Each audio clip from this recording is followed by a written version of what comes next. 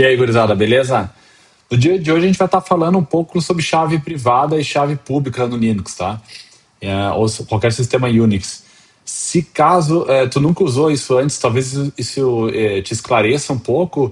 Na verdade, eu fico bem impressionado que tem muita gente que ainda não usa esse recurso, tá? É um baita de uma ferramenta, né, para acessar, fazer acesso SSH e FTP, enfim, outros tipos de acesso, né?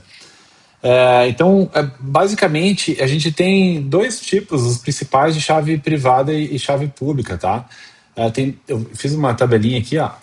Tem dois tipos, tá? Tem a RSA e a ECDSA, tá? Eu confesso que essa segunda eu nunca consigo lembrar a sigla por completo. A diferença é que uma é bem antiga, né? Então, ou seja, quando tu gera uma chave RSA, ela fica mais longa. Pode tu ter um erro na hora de copiar e colar, sabe? Enfim, é uma coisa meio mais desengonçada, vamos chamar assim, né? Mas muito segura ainda, tá? Nos dias de hoje, se tu faz uma chave RSA de 4096 bits, tu tá muito bem seguro, tá?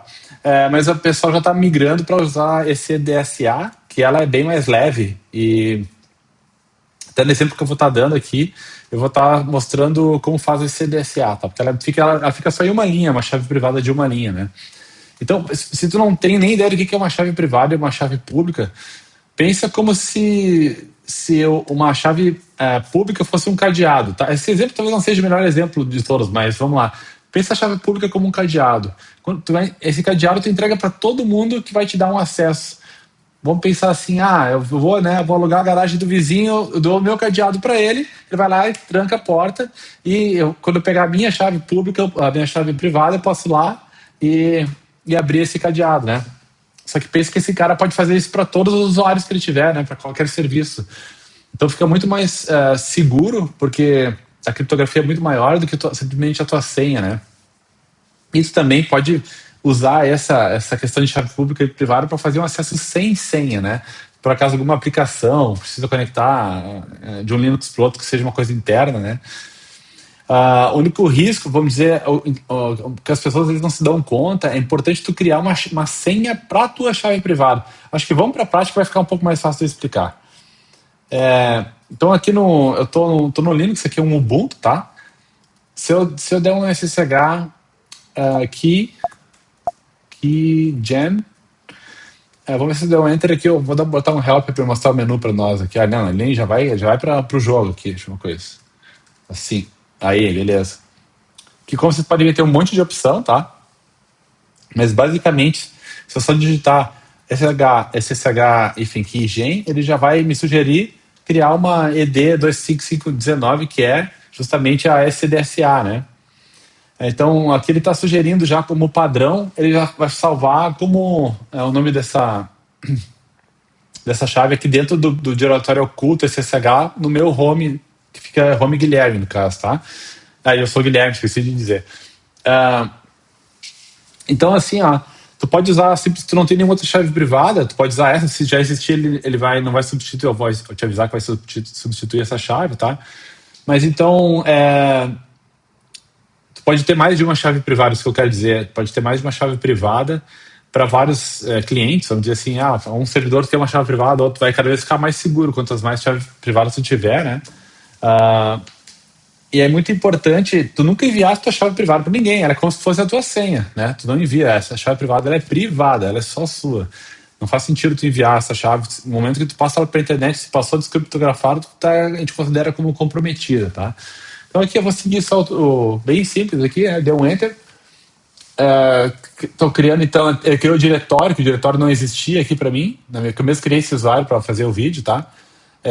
Então ele tá pedindo para mim criar uma senha. É legal de tu ter uma senha para tua chave, porque se caso alguém invadir o teu computador e conseguir roubar tuas chaves, ele vai ter acesso para qualquer servidor que tu tenha ganhado acesso previamente, né? Então, se tu botar uma senha, vai estar dificultando bastante se alguém roubar, conseguir furtar, né, a tua chave privada, tá?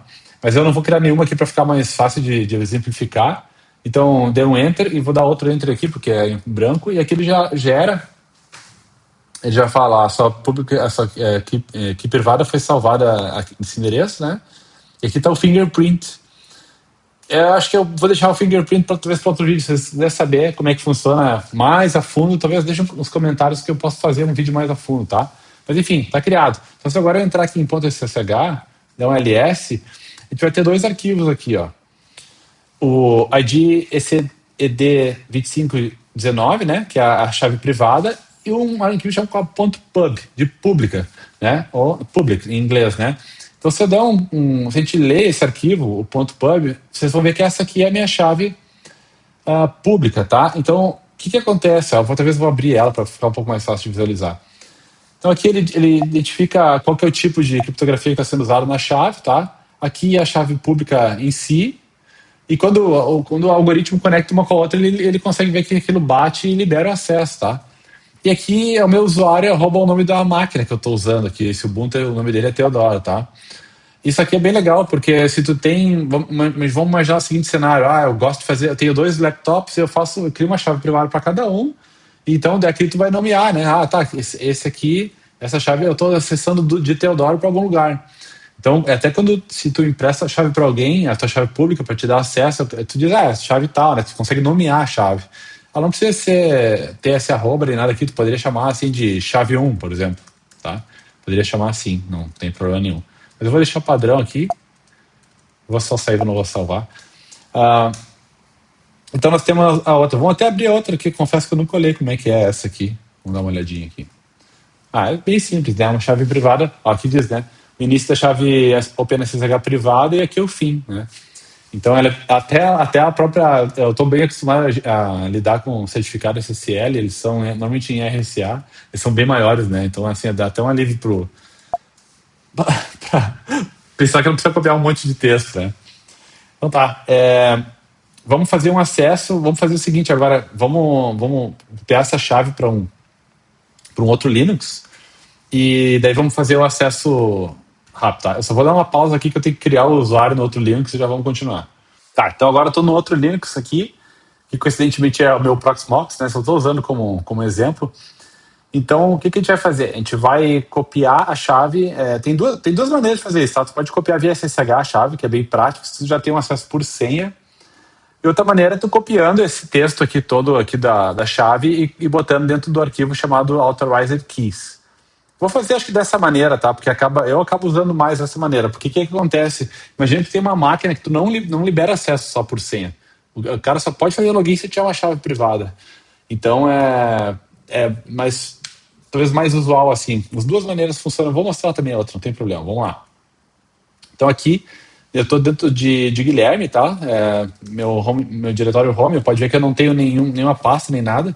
Vou criar aqui o meu diretório .ssh, e depois dentro dele eu vou criar um arquivo chamado authorized keys. Quando tem alguém assistindo a gente digitar é terrível, né? Então aqui, vou copiar minha chave e vou colar ela aqui e vou salvar. Então, que nem eu disse, né? Agora, como a gente está num outro servidor chamado PVE, quando um dia eu for olhar as chaves do Guilherme, eu vou dizer, essa aqui eu cadastrei acesso vindo do PC chamado Teodoro. Tá? Mas aqui tem que arrumar uma coisinha ainda. Tá muito aberta essa permissão aqui. A gente tem que deixar ela assim, chmod 400, que é só leitura, tá? Do nosso próprio usuário, né? Se estivesse criando como root, tu teria que trocar a permissão para o usuário, o próprio usuário, né? Então, beleza. Agora, se a gente tentar fazer um SSH daqui, é para funcionar. Vamos testar. Deixa eu só sair aqui para não confundir. SSH, Guilherme. Se eu não me engano, é esse IP e outra porta. Aqui. Beleza. Como eu nunca conectei antes desse computador para esse servidor. Não. Desculpa. Eu tô no endereço errado. É 5 IP, se eu não me engano. Vamos limpar aqui a tela. Também nunca conectei desse computador chamado Teodoro pro Proxmox, então eu vou aceitar aqui o fingerprint.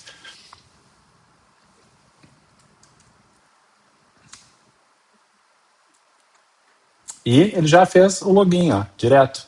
Já reconheceu e já aceitou. Eu vou sair aqui, eu vou sair e vou fazer de novo para vocês verem como se fosse a segunda vez, como é muito mais limpo o login, Simplesmente tu manda fazer SSH, ele faz a conexão na hora, tá? Vamos fazer a demonstração de como é que faz para copiar via SSH. Pô, se tu chegou até aqui, deixa aquele like, né? Se inscreve no canal, o canal é pequenininho, não tem enrolação, não tem vinheta. A ideia é fazer um canal bem de técnico para técnico mesmo, tá? Então vamos lá. Eu limpei aqui, vou sair e agora eu vou usar SSH que acho que é copy ID. Acho que isso aqui é isso. Agora não sei se eu não estou me ficando meio lelé. Deixa eu ver. Não, deve ser esse copy ID mesmo. Guilherme, arroba, nosso IP. Olha lá. Foi instalada. Já está instalada. Eu não tinha limpado ela? Eu limpei ela, não limpei? Vamos fazer de novo. Aí, ó. Eu não deletei, pelo visto.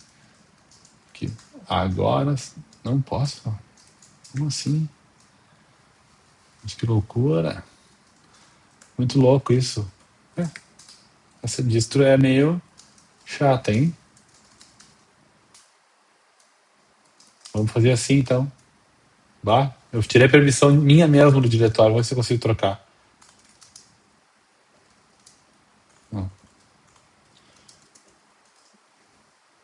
Agora sim. Acho que a gente pode deixar ela 600, tá? Até pra, senão não vai funcionar essa cópia. Vamos lá, vamos voltar lá. Tentar copiar. Agora sim, tá me perguntando a senha para mim logar no servidor Proxmox para então ele gravar a chave lá. Pronto. Agora foi adicionado. Olha lá. Beleza, tá funcionando. Então, em vez de deixar 400, é mais seguro ainda, né? Mas se não quiser que ninguém altere ou coloque chaves novas, que isso acontece também, né?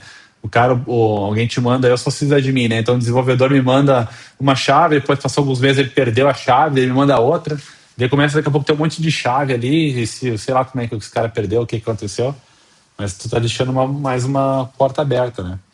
Então é isso, espero ter ajudado, valeu, até a próxima.